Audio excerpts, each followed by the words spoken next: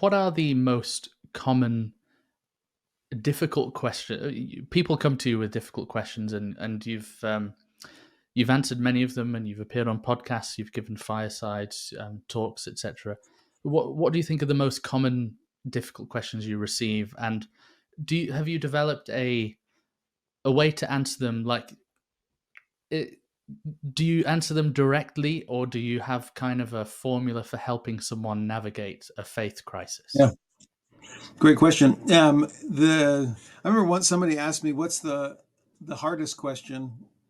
And my response surprised me. I hadn't thought about it. I was picturing different specific things that we wrestle with, and I said the hardest question is the one nobody will ask, the one that is really weighing on them, but they're unwilling to voice for whatever reason.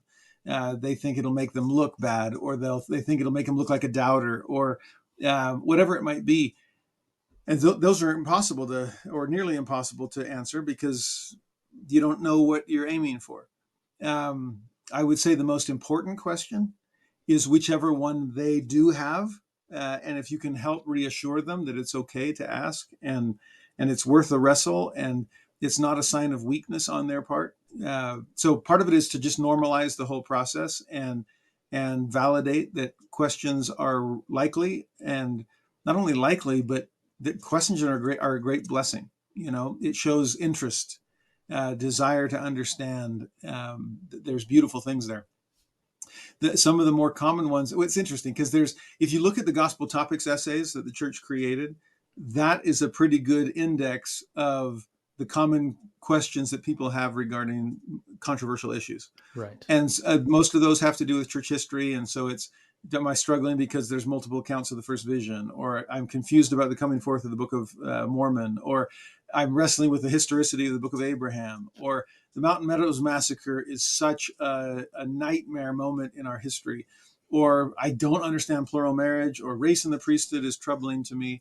Those are all excellent questions that come up very often. And that's, again, one of the reasons that all these gospel topics essays have been written as a beginning to someone's search if they're trying to make sense of some of these more difficult topics. That being said, I have learned through lots and lots of experience that it's easy to bring up a question that is purely historical or theological and hold it at arm's length. Because that way I can say, hey, this has nothing to do with me. I'm not implicated in this, but this is the issue, and the church has some explaining to do. Whereas in reality, behind every question is a questioner. And typically, most people don't lose sleep over matters that are purely historical. If that were the case, I'd be geeking out. I'm like, whoa, you're a history nerd just like I am. I mean, this is the kind of stuff I read all the time. And I'm trying to make sense of the past. I'm a historian. That's what I do. But again, we're weird. We're rare. You don't need that many historians. And for most people, their view of history is, how do I take the past and put it in service to the present? There's a kind of utilitarian, a pragmatism there of what does this mean for me? And what's interesting is behind almost all of those historical questions is a personal struggle with any number of things that has something to do with that issue, which is why I'm asking it. But to me, if you can help, again, reassure them that it's all good, your questions are welcome, and I just would love to understand the person behind the question and the situation. That, it's not a matter of like, well, why would you even wonder about this stuff? I'm not trying to be dismissive, but rather honor, like, that's a great question. A lot of people are somewhat familiar with that issue, but don't come to it with that deep desire to understand that you have. So, man, my hat's off to you. Can you help me understand what brings you so much passion to this topic? What is it about your experience and your perception that has made this such a troubling issue?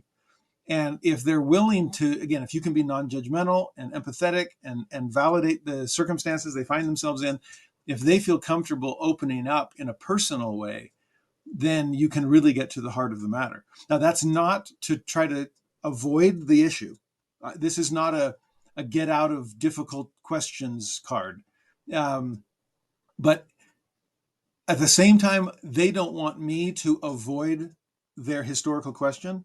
I don't want them to avoid the personal reasons that they have it. And so it's like, can we kind of come together and keep going back and forth and see, let's wrestle with plural marriage, but let's try to understand where you're coming from and why this is an issue. And honestly, there are, plural marriage is an interesting one because yes, it's historical, but so many people are in marriages or divorced or uh, never been married, and so it's more of a personal question about that. Um, Race in the priesthood, same kind of thing. It's more than just a historical thing. Sometimes it's a bigger question, like, can apostles and prophets get something wrong? Is this, why did it take so long? Those kinds of bigger questions that could then, in reality, be more things about LGBT issues. Are we waiting for a revelation there? And what I'm, or is my church, how do I come to grips with racism in the history of my church?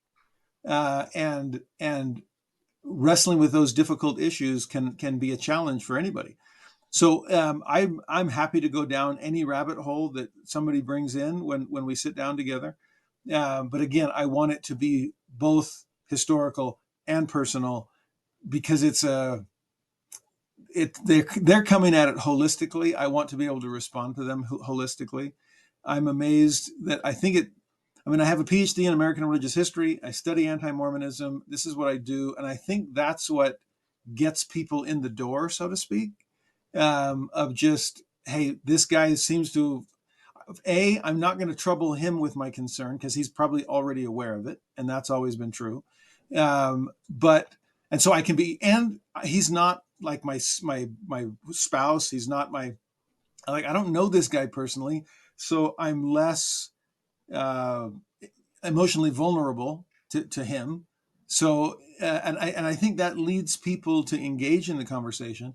But I'm amazed once we get going, the historian hat comes off and the therapist hat comes on, and it's more, let me understand your situation and where you're coming from and how you feel about that. And because here's this issue, but you've got all kinds of personal experience and perception that's determining how you're approaching this issue. So let's handle the whole thing. And if I can point to a book that you might want to read or an article that helps explain that tricky part of church history, great. If I can just answer a question for you and that's all you really needed, happy to do it. But so often there are deeper things, and it's more than just, when I meet with people, there's a certain diagnostic phase that has to precede the prescription phase. Any good doctor will do that, right? We don't just sit down and look at the patient and go, oh, well, you obviously need this. It's like, whoa, you haven't even done an examination yet. So to try to understand where the person's coming from, and in that diagnostic, is this a head issue or is it a heart issue? Is their faith intact, but they just can't make sense of this tricky part of church history? Then it's like, oh, okay, let's just answer the question and help you resolve that. Your testimony's secure. There's just some stuff that you didn't understand. Well, let's address that.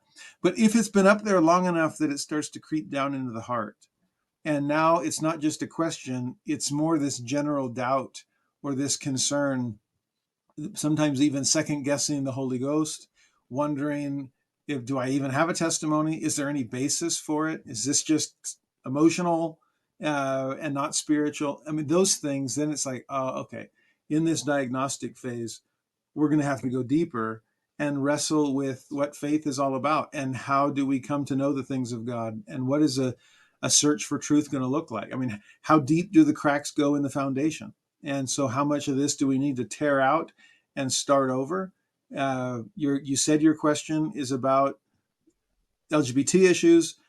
We can get there. How do you feel about God? Do you still believe in him? Mm. And if that's the issue, like, okay, I promise we'll eventually get to the point where we can talk about LGBT issues, but man, we've got to know God along the way. or none of this stuff really makes sense or even matters.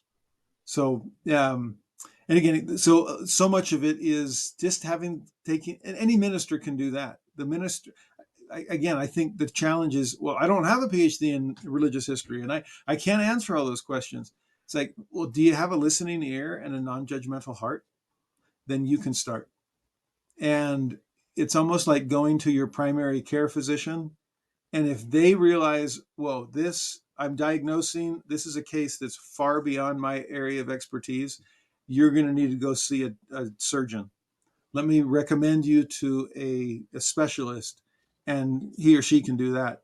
And as a specialist, quote unquote, I wish that there were more people who realized that they are already qualified to be a primary care physician. If you're a friend, a family member, a ministering sister or brother, again, all it takes is a listening ear and a non-judgmental attitude. And just I'm amazed at how often someone just needs to know they're not alone, that they're being heard in all of this. Often it's a sense of feeling like they're far from heaven, and where is God in all of this? I mean, honestly, that is one of the biggest and most frequent questions that we eventually get to is, I don't feel close to God, and I'm not having experiences with him. And if we're so focused on, but you have to be able to say that the church is true.